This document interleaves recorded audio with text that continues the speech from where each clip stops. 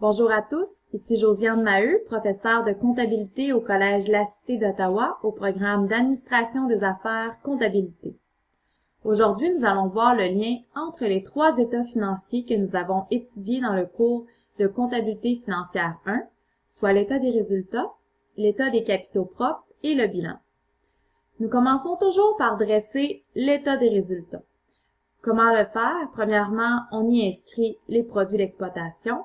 On y soustrait les charges d'exploitation pour ensuite déterminer le bénéfice net ou la perte nette de l'exercice. On y voit que le bénéfice net doit être reporté dans l'état des capitaux propres. Donc, une fois le bénéfice net déterminé, qui est le montant en orange, on peut aller faire l'état des capitaux propres. Dans l'état des capitaux propres, on commence toujours avec le capital au début de l'exercice. On vient lui ajouter le bénéfice net. Dans notre cas, il y avait des retraits, donc on doit soustraire le montant des retraits pour déterminer le capital à la fin de l'exercice, qui est le montant vert. On voit que le solde du capital à la fin est reporté au bilan. Donc, on peut aller faire maintenant notre troisième état financier, qui est le bilan. On se souvient que dans le bilan, nous avons la section actifs et la section passifs et capitaux propres.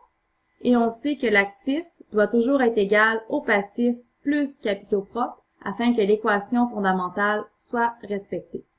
Donc, le montant en vert, qui est le capital à la fin, nous allons venir le reporter dans la section des capitaux propres du bilan. En faisant cette opération, nous allons voir que le total de l'actif balance avec le total du passif et des capitaux propres. Voici donc l'ordre de présentation et de préparation des trois états financiers étudiés.